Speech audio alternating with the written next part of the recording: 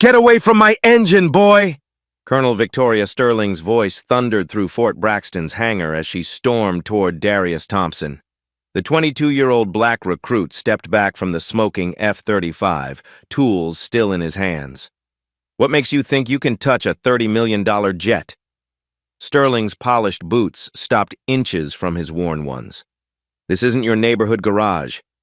Darius held his ground despite 40 personnel watching. Ma'am, I heard something unusual in the engine before it failed. You heard something? Sterling's laugh was razor sharp. Listen carefully, recruit. Fix this engine and I'll marry you myself. But since that's impossible, grab that rag and clean my boots instead. The hangar fell silent except for cooling metal. NATO officials would arrive in 18 hours. Billions hung in the balance. Sterling had no idea she'd just made a promise that would destroy her career. Fort Braxton wasn't just any military installation. Nestled in the rolling hills of North Carolina, it housed the most advanced fighter jet training program in the world. The F-35 Lightning II facility represented the pinnacle of American military aviation technology. Today, that reputation was hung by a thread. The crisis had begun 6 hours earlier during a routine training flight. Captain Sarah Martinez had been conducting standard maneuvers when the F-35's engine suddenly lost power at 15,000 feet.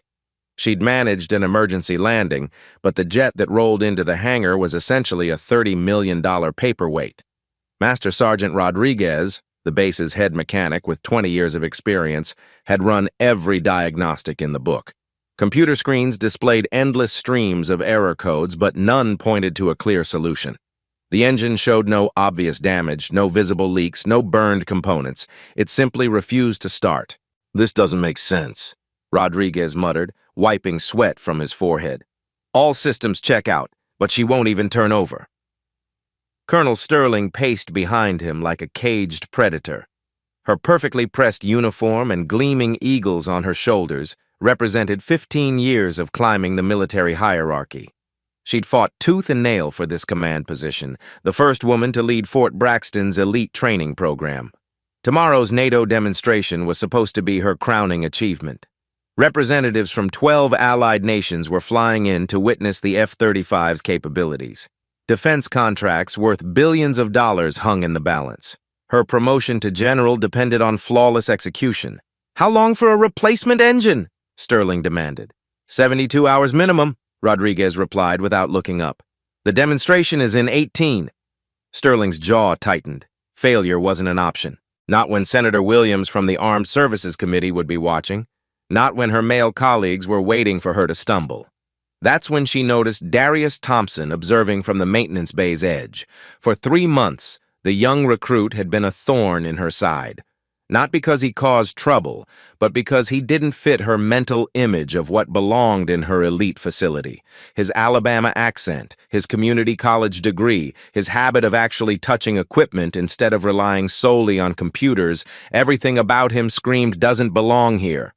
Sterling had made sure he knew his place. While other recruits with lesser test scores received advanced training assignments, she'd relegated Darius to cleaning duties, inventory management, and grunt work. She'd convinced herself it was about maintaining standards, about preserving the facility's reputation. But deep down, she knew the truth was uglier. "Thompson!" she barked. "What are you doing here?" Darius straightened. "Reporting for evening maintenance duty, ma'am. The adults are working. Find somewhere else to be." "Ma'am, I couldn't help but notice the engine failure pattern." "You couldn't help but notice?" Sterling's voice rose. Several mechanics turned to watch. "Since when do janitors analyze fighter jet engines?" The hangar's atmosphere shifted. Conversations died. Even the constant hum of ventilation systems seemed quiet. Darius had learned to navigate these moments carefully. 3 months of systematic humiliation had taught him when to speak and when to stay silent. But something about this situation felt different. The F-35's failure wasn't just about Sterling's career or the NATO demonstration. Dozens of pilots would eventually fly these jets into combat zones. Lives depended on understanding what went wrong. "I've been studying the maintenance manuals during my off hours," he said quietly. "The acoustic signature before engine failure suggests—" "Acoustic signature?" Sterling stepped closer, her voice dripping with disdain. Did you learn that at your community college auto shop? Several mechanics chuckled nervously. They'd witnessed Sterling's treatment of Darius before, but never this publicly.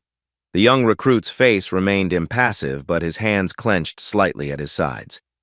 Actually, ma'am, I earned my mechanical engineering degree from Alabama AANDM while working 2 jobs to support my family. The admission hung in the air like a challenge. Sterling felt her authority being questioned in front of her subordinates. That couldn't stand. Mechanical engineering? She laughed harshly. From a school I've never heard of. How impressive. Rodriguez shifted uncomfortably. He'd actually reviewed Darius's file when the recruit first arrived. The kid's aptitude scores were off the charts, especially in diagnostic reasoning, higher than most of the facility's career mechanics. But Sterling wasn't interested in aptitude scores. She saw a young black man who didn't know his place, who had the audacity to speak up when he should stay quiet. Here's what's going to happen, Thompson. You're going to grab a mop and clean the restrooms. Leave the impossible problems to people with real qualifications. Ma'am, with all due respect— Respect? Sterling's voice echoed through the hangar. You want to talk about respect while a billion-dollar demonstration hangs in the balance? She gestured toward the silent F-35. 20 of the military's finest engineers are stumped by this problem, but somehow you think your community college education makes you qualified to solve it? The crowd around them had grown. Word was spreading through the base that something was happening in Hangar 7. Off-duty personnel were finding excuses to walk by. The confrontation was becoming entertainment. Sterling sensed the audience and played to it. Tell you what, Thompson, I'll make you a deal in front of all these witnesses. She raised her voice so everyone could hear. If you can fix this engine, if you can solve what our best people can't, I'll personally recommend you for officer training. Hell, I'll write you a letter of recommendation to MIT myself.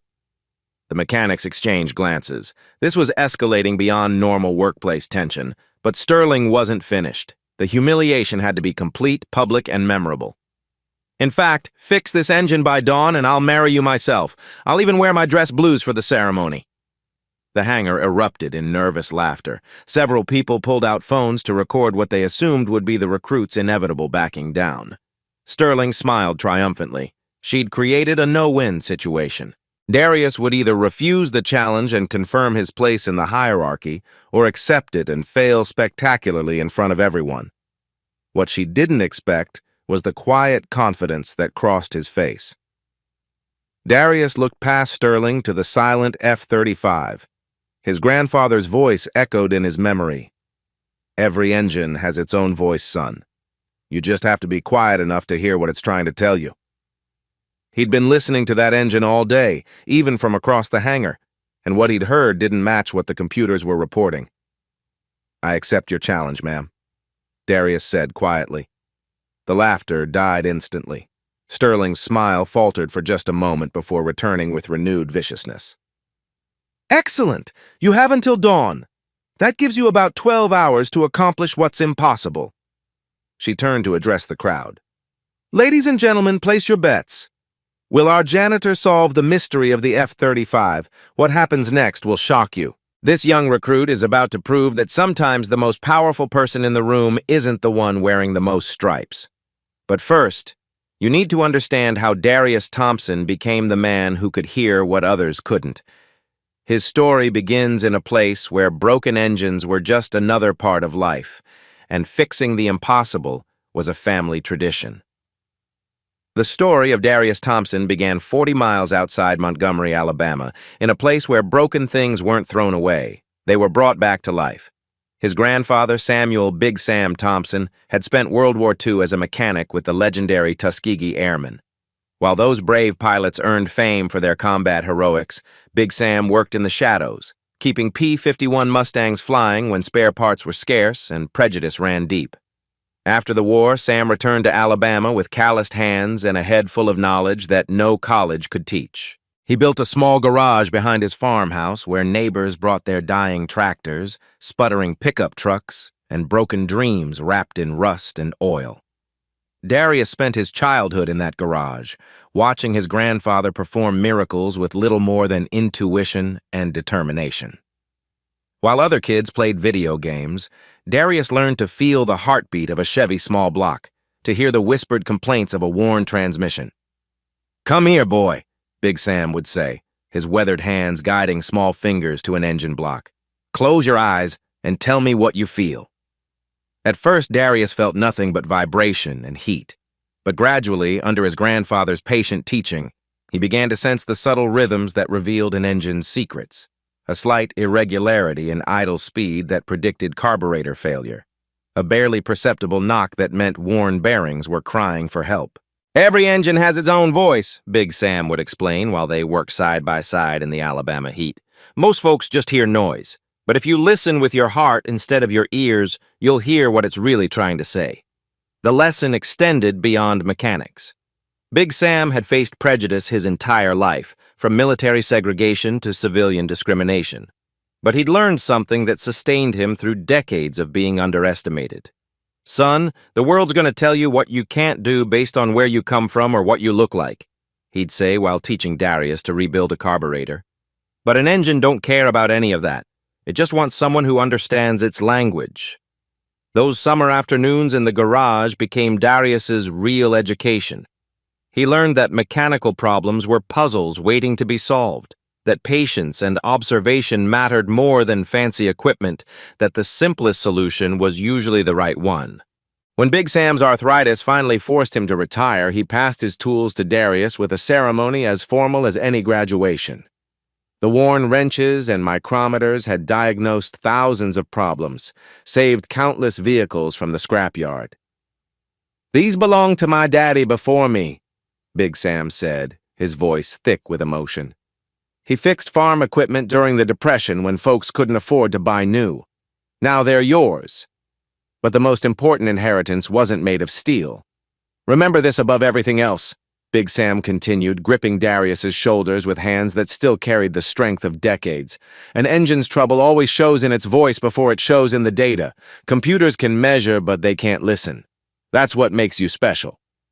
Darius carried that philosophy through high school, where he rebuilt the engine in his '98 Honda Civic not because he had to, but because he wanted to understand every component intimately. His classmates thought he was crazy for choosing an auto shop over computer science, but Darius knew something they didn't. The principles that governed a simple four-cylinder engine were the same ones that powered jet fighters. Physics didn't change just because the stakes got higher.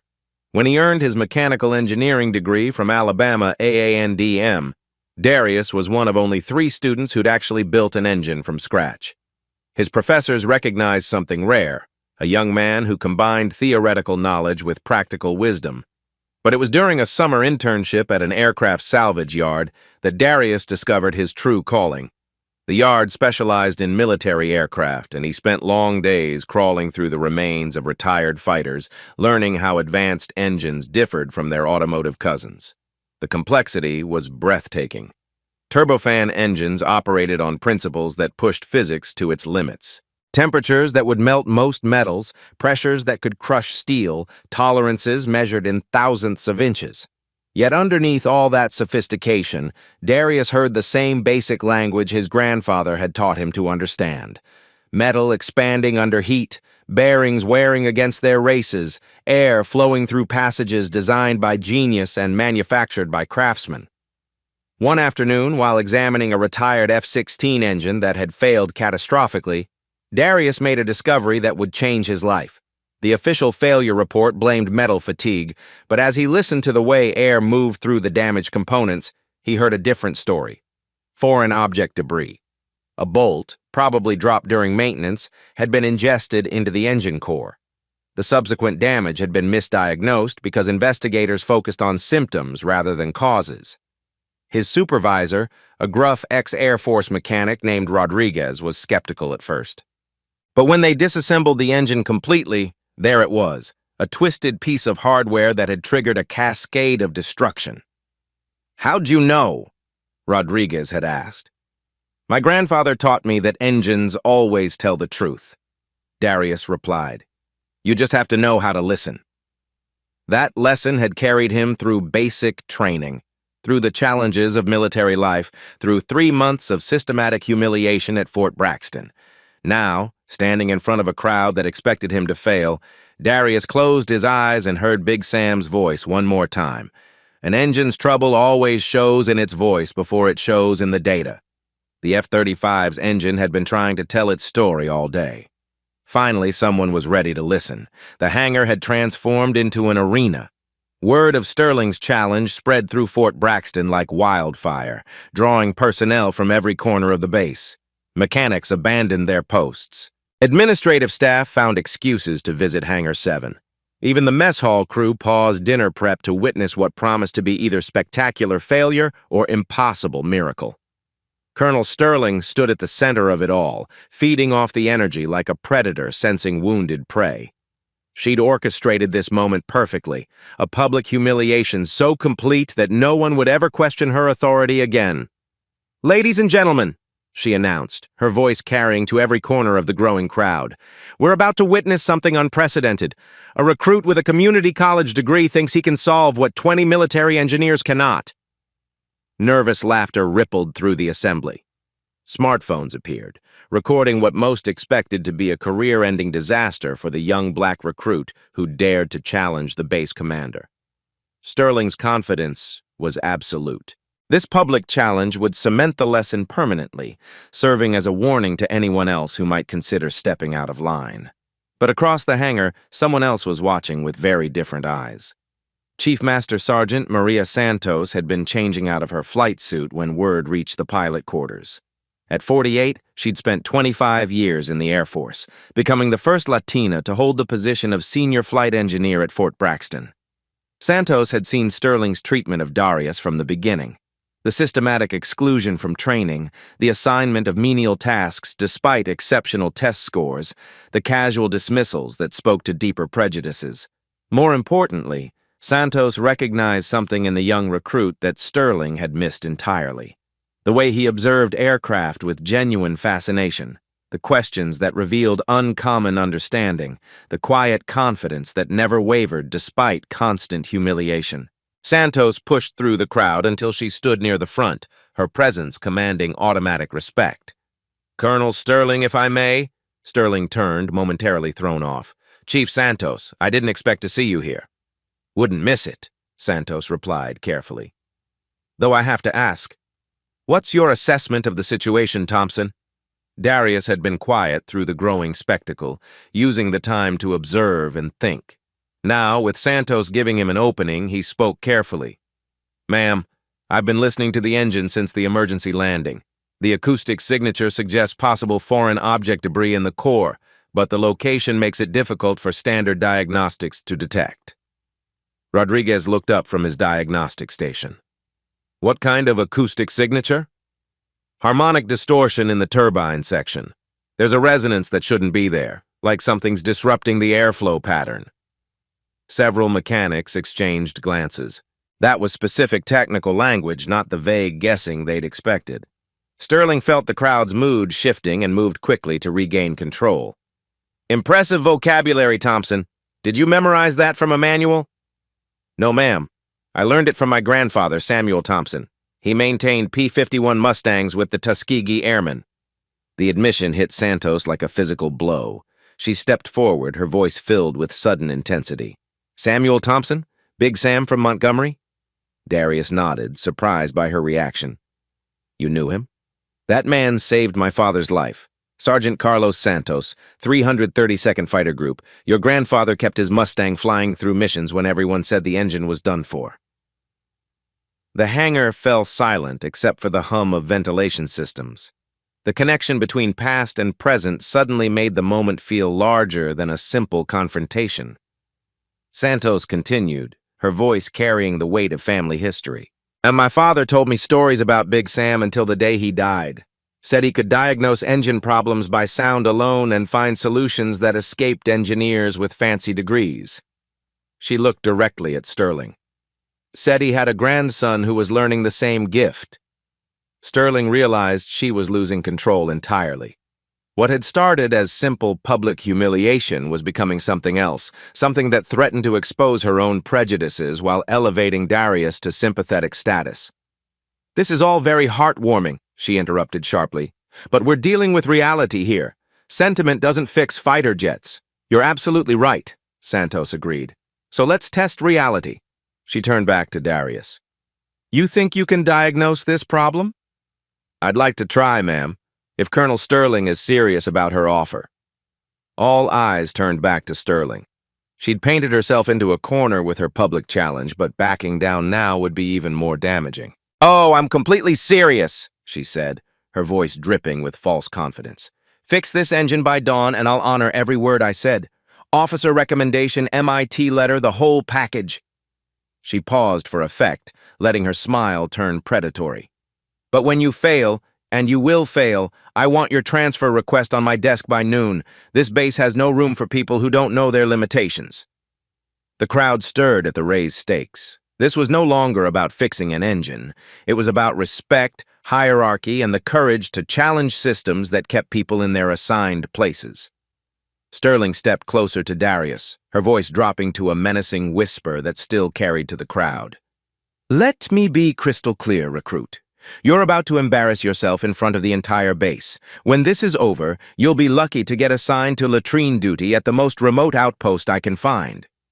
She straightened, addressing the crowd again. But hey, maybe I'm wrong. Maybe this janitor really can't accomplish what our $1,000,000 diagnostic equipment cannot. The insult hung in the air like poison. Several mechanics shifted uncomfortably, recognizing that this had moved beyond professional disagreement into something uglier. Darius looked around the hangar at faces that ranged from curious to hostile to hopeful. Then his gaze settled on the silent F-35, its engine cowling open like a patient waiting for surgery. I accept those terms, ma'am, he said quietly. Sterling's smile widened. Excellent. You have 11 hours and 37 minutes until dawn. The clock starts now. She gestured toward the jet like a game show host, revealing a prize. Ladies and gentlemen, let's see if community college engineering can accomplish what the military's finest cannot. The crowd pressed closer as Darius approached the F-35 with the reverence of someone entering a cathedral. He placed his hand on the engine cowling and closed his eyes. For 30 seconds, the hangar was completely silent except for the distant hum of base operations. When Darius opened his eyes, something had changed in his expression. The uncertainty was gone, replaced by quiet determination. Santos watched him with growing respect. She'd seen that look before, in mechanics who possessed something beyond training or education, an intuitive understanding that couldn't be taught in any classroom. Sterling noticed the change, too, and for the first time since issuing her challenge, she felt a flicker of doubt. But it was too late to back down now. Too many people were watching. Too much was at stake. The real test was about to begin.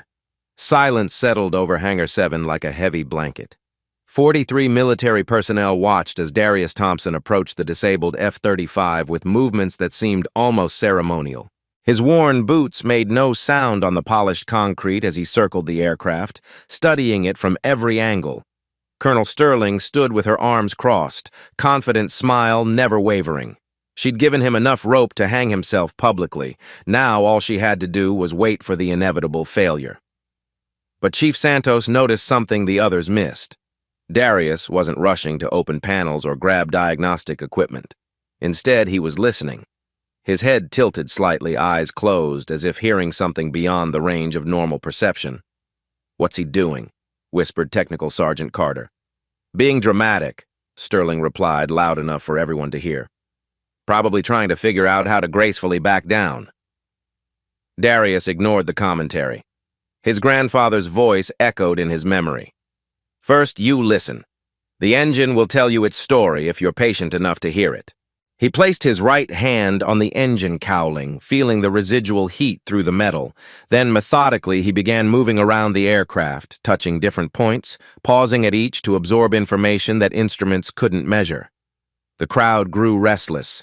This wasn't what they'd expected. Where were the tools, the diagnostic computers, the frantic activity of someone trying to solve an impossible problem? After 5 minutes of this ritual, Rodriguez finally spoke up. "Thompson, you planning to actually work on the engine or just pet it all night?" Darius opened his eyes and turned to face the assembled crowd. When he spoke, his voice carried a confidence that made Sterling's smile falter slightly. "I need complete silence for the next 10 minutes. No talking, no movement, no electronic devices. The engine needs to tell me what happened during today's flight. This is ridiculous, Sterling snapped. Engines don't talk, Recruit. They follow the laws of physics. Yes, ma'am, they do. And physics creates patterns that trained ears can interpret. Santos stepped forward before Sterling could respond. Everyone heard the man. 10 minutes of silence. Anyone who can't manage that can leave now. The authority in her voice was absolute. Conversations died instantly. Smartphones disappeared into pockets. Even the skeptics found themselves holding their breath.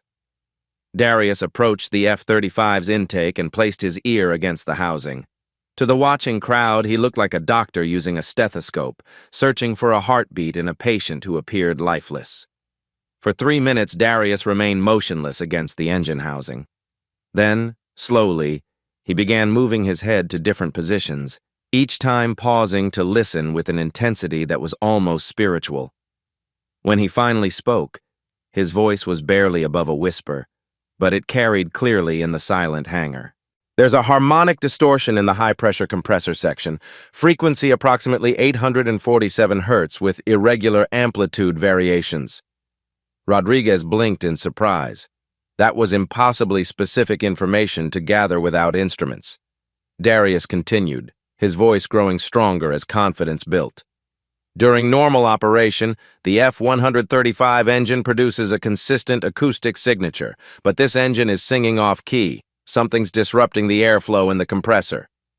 He pulled out his personal smartphone and opened an acoustic analysis app, the same one he'd used to tune car engines back home. The crowd watched skeptically as he held the device near various points on the engine. Standard F-135 idle resonance should be 834 Hz. He explained, showing the phone's display to Rodriguez. This engine is producing 847 Hz with harmonic spikes up to 863. That's a clear indication of foreign object debris affecting blade dynamics. Rodriguez took the phone, studying the frequency analysis with growing amazement. The readings were consistent, showing exactly the kind of irregular patterns that would indicate internal obstruction. How did you know to look for that specific frequency? Rodriguez asked. My grandfather taught me that every engine family has its own voice, Darius replied. The F-135 shares core design principles with the F-119 from the F-22. I've studied the acoustic signatures of both engines through maintenance documentation. Sterling felt her first real stab of concern. This wasn't the flailing desperation she'd expected. The recruit was demonstrating actual technical knowledge, using methodology that, while unconventional, was producing specific measurable results. Darius moved to the engine's rear section, where the turbine blades caught light from the hangar's fluorescent fixtures. He retrieved a small mirror and flashlight from a nearby tool cart, standard inspection equipment that any mechanic would recognize. The acoustic distortion pattern suggests debris in the high-pressure compressor, but the location of the frequency peak indicates it's not large enough to show on standard FOD inspections. He angled the mirror carefully, directing the flashlight beam into the engine's depths. The watching mechanics craned their necks, trying to see what he was examining. FOD, foreign object debris, usually gets caught in the fan section where it's easily visible, Darius explained as he worked. But microscopic fragments can pass through and lodge in the compressor blades, where they cause harmonic distortion without creating obvious damage. Rodriguez nodded slowly. He'd seen similar cases, though never diagnosed through acoustic analysis. The flight data from today's mission should show a specific pattern, Darius continued, straightening up from his examination. Power fluctuation beginning around 15,000 feet, progressive but subtle, followed by sudden failure at cruise altitude. Santos spoke up from the crowd. Rodriguez, pull up today's flight recorder data. Rodriguez moved to his diagnostic station and began typing commands. Within seconds, the main display screen showed Captain Martinez's flight profile from earlier that day. Jesus, Rodriguez breathed. Power fluctuation starting at 14,800 feet. Gradual degradation over 12 minutes, then catastrophic failure at 22,500 feet. The crowd stirred. Darius had described the failure pattern without accessing any flight data, using only what he'd heard in the engine's acoustic signature. How the hell did you know that? Carter asked, his skepticism beginning to crack. Because the harmonic distortion pattern tells a story, Darius replied. Small debris doesn't cause immediate failure. It creates vibration that gradually worsens as engine stress increases with altitude. The specific frequency I detected indicates fragments small enough to pass initial inspection, but large enough to disrupt compressor efficiency. Sterling watched this exchange with growing alarm. The recruit wasn't just guessing. He was demonstrating diagnostic abilities that exceeded those of her trained mechanics. Darius returned to the engine intake and stood quietly for another minute, processing everything he'd observed. When he turned back to the crowd, his expression had changed from analytical to confident. The debris is lodged in the Stage 3 compressor blades, probably embedded in the leading edge where normal inspection can't detect it. Removing it doesn't require engine teardown or blade replacement. What are you suggesting? Rodriguez asked. Reverse flow purge. We use the engine's own design against the problem. Sterling couldn't stay silent any longer. Reverse flow purge? That's not a standard F-135 procedure. No, ma'am, it's not. But the principle is sound. The F-135 has variable geometry inlet guide vanes and a sophisticated bleed air system. By manipulating inlet airflow and activating specific bleed valves in sequence, we can create a controlled reverse pressure wave through the compressor section. He moved to Rodriguez's diagnostic station and pulled up the engine's technical schematic.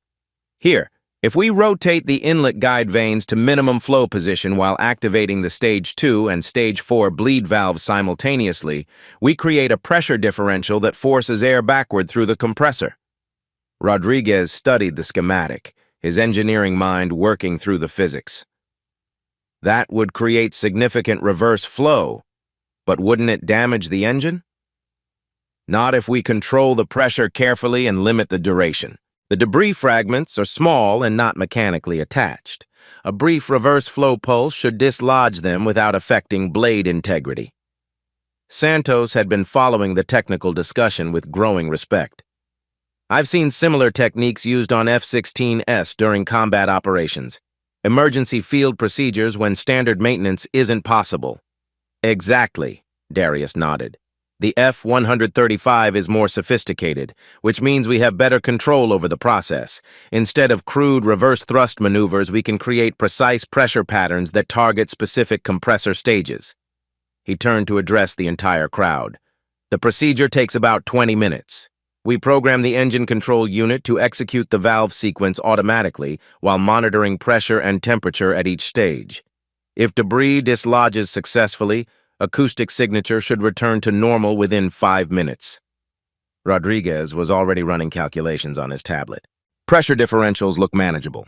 Temperature limits stay within acceptable ranges. It's unconventional, but the physics check out. Sterling felt control slipping away entirely. What had started as a simple humiliation was becoming a technical masterclass that exposed her own limitations while showcasing abilities she'd refused to acknowledge. This is theoretical nonsense, she declared loudly. You can't fix a $30 million engine with acoustic analysis and folk wisdom. Santos stepped forward, her voice carrying the weight of 25 years' experience. Actually, Colonel, some of our most effective combat maintenance techniques came from exactly this kind of innovative thinking. Sometimes unconventional solutions work when standard procedures fail. She looked directly at Darius. I've seen enough. This young man understands engine dynamics better than most career mechanics. His methodology is sound, his reasoning is logical, and his diagnostic accuracy has been proven by flight data correlation. The crowd murmured agreement. Even the skeptics had been impressed by Darius's systematic approach and technical precision. The question now, Santos continued, is whether we're going to let pride prevent us from trying a solution that might actually work. All eyes turned to Sterling. She was trapped between her public challenge and her private fears, between maintaining authority and admitting she'd underestimated someone based on prejudice rather than capability. The next few minutes would determine not just whether an engine got fixed, but whether justice finally had its day at Fort Braxton. The hangar fell silent except for the hum of diagnostic equipment as Darius approached the F-35's control interface. Every person present understood they were witnessing something unprecedented, a moment that would either validate revolutionary thinking or end a young man's military career. Colonel Sterling stood rigid, her jaw clenched tight. She'd painted herself into an impossible corner. Allowing this procedure meant risking a $30 million aircraft on theories from someone she'd dismissed as unqualified. Chief Santos positioned herself where she could monitor both engine parameters and Sterling's reactions. 25 years of military service had taught her to recognize pivotal moments. "Rodriguez," Darius said quietly, "I'll need you to monitor compressor temperatures while I program the valve sequence. If we see readings above normal limits, we abort immediately." Rodriguez nodded, his initial skepticism replaced by professional curiosity. The recruit's technical knowledge had proven legitimate. Now they'd discover whether his unconventional solution could work in practice. Darius connected his tablet to the engine's maintenance interface, fingers moving across the screen with practiced precision. Lines of code appeared, programming the complex sequence of valve operations that would create the reverse flow pulse. "Stage 2 bleed valve programmed for 3.2-second activation," he announced. "Stage 4 bleed valve set for 2.8-second overlap. Inlet guide vanes rotating to minimum flow position." "Temperature sensors are active," Rodriguez confirmed. "Pressure monitoring online. All systems ready." The crowd pressed closer, smartphones capturing every moment. This footage would either document a breakthrough or spectacular failure. Darius paused with his finger over the execution command. His grandfather's voice whispered in memory. "Trust what the engine tells you, son. It never lies." "Beginning reverse flow purge sequence," he announced. The F-35's engine control unit came alive with electronic chirps as valve actuators responded to programmed commands. Deep within the engine, pressurized air began flowing in directions it was never designed to travel. On Rodriguez's monitoring screen, pressure readings fluctuated as the orchestrated sequence unfolded.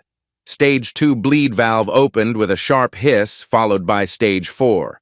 Air that normally flowed front to rear suddenly reversed course, creating powerful pressure waves moving backward through the compressor section. "Pressure spike in compressor section," Rodriguez called out, "still within acceptable limits." The sound was unlike anything the mechanics had heard. Instead of normal whoosh of air flowing through turbine blades, the engine produced deep, rhythmic pulsing as artificial pressure waves moved against natural airflow patterns. "Temperature rising but stable," Rodriguez reported. "Compressor vibration showing, wait." He leaned closer to instruments, watching readouts that seemed almost too good to be true. "Vibration frequency is changing, dropping from 847 Hz toward normal range." The crowd stirred. Even without technical training, they could hear the difference. The engine's acoustic signature was shifting, the off-key resonance gradually harmonizing into something healthier. "Debris displacement confirmed," Rodriguez announced, excitement creeping into his voice. "Frequency now at 841 Hz and stabilizing." Darius monitored the procedure with intense concentration, ready to abort if any parameter moved toward dangerous territory. But the F-135's sophisticated control systems were handling unconventional demands exactly as calculated. "Final pressure pulse," he announced. 3, 2, 1, mark. The last valve sequence activated with precision timing.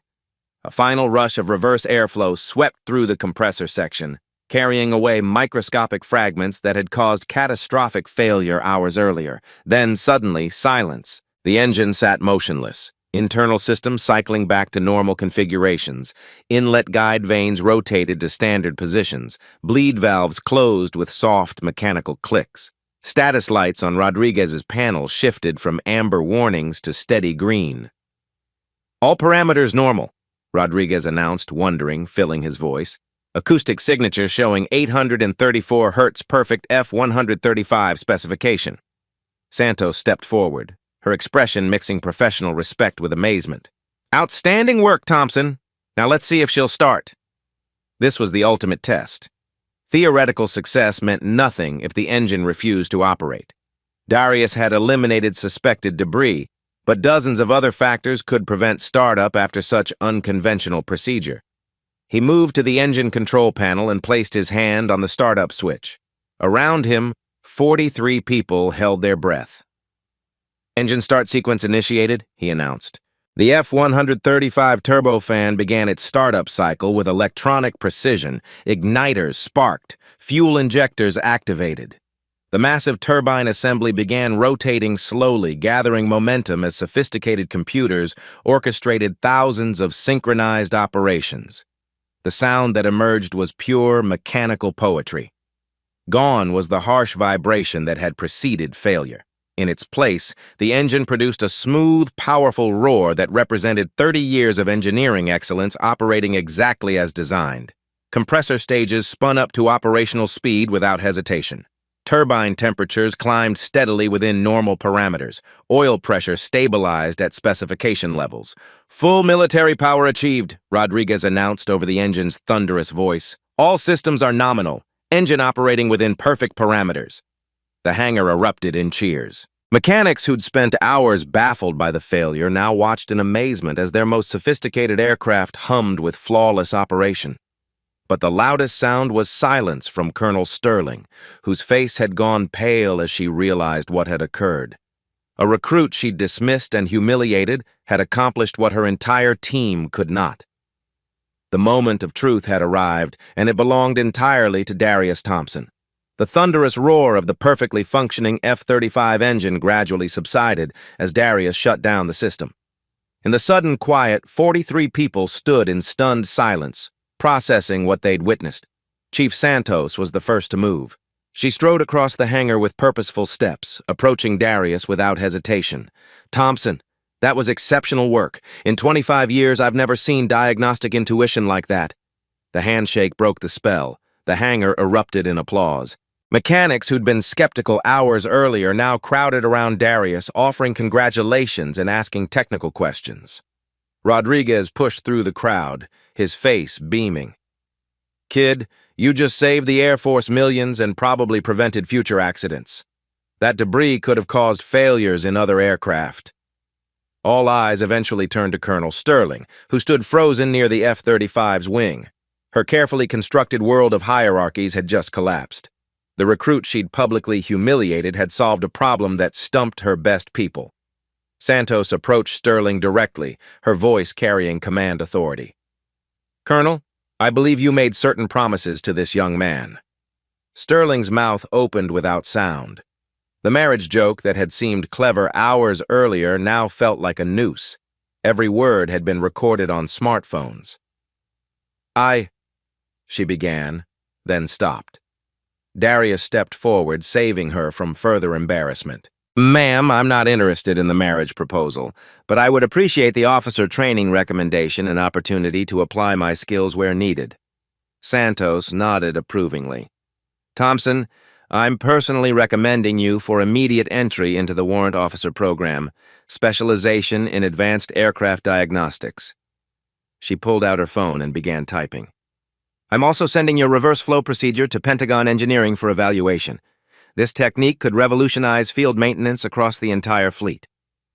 The crowd murmured approval. Word was spreading beyond the hangar. By morning, Darius Thompson's name would be known throughout Fort Braxton and beyond. "Additionally," Santos continued, "I want you as co-instructor for the new diagnostic training program we're developing. Your grandfather's wisdom combined with modern engineering could train the next generation." Sterling watched her authority crumble as Santos effectively took control. The base that had been hers to command was slipping away. The moment of recognition had arrived, and with it, the beginning of justice. 3 weeks later, the consequences of that night in Hangar 7 began rippling through Fort Braxton like aftershocks from an earthquake. Colonel Sterling sat in her newly assigned office, a cramped space in the administrative building's basement, far from the aircraft hangars where real decisions were made. Her desk faced a concrete wall instead of the runway views she'd once commanded. The investigation had been swift and thorough. Master Sergeant Rodriguez had finally found his courage, submitting a formal complaint detailing months of discriminatory behavior. Other personnel followed, sharing stories of qualified minorities being passed over for advancement, while less capable candidates received opportunities. The evidence was overwhelming. Security footage showed Sterling consistently assigning menial tasks to Darius despite his exceptional test scores.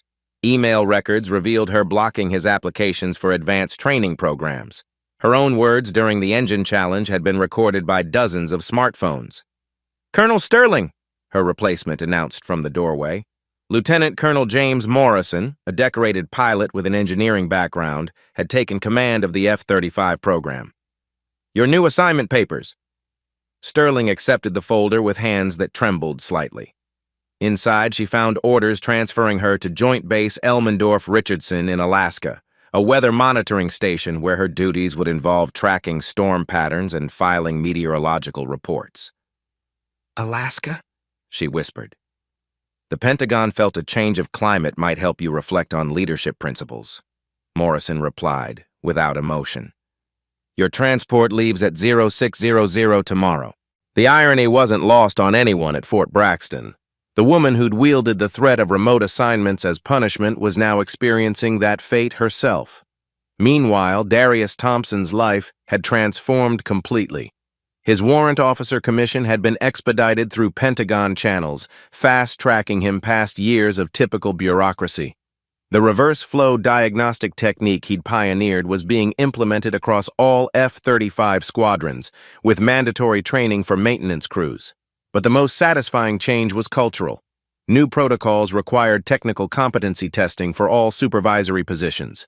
Educational background remained important, but practical problem-solving abilities carried equal weight. Community college graduates could no longer be dismissed simply because their degrees lacked Ivy League prestige. A diversity task force, led by Chief Santos, began reviewing personnel files to identify other talented individuals who'd been overlooked due to prejudice. 3 mechanics received immediate promotions. 2 recruits were fast-tracked into officer programs. The Darius Protocol, as base personnel had dubbed the new evaluation system, emphasized mentorship over hierarchy, collaboration over competition. Sterling's former subordinates adapted quickly to the new environment.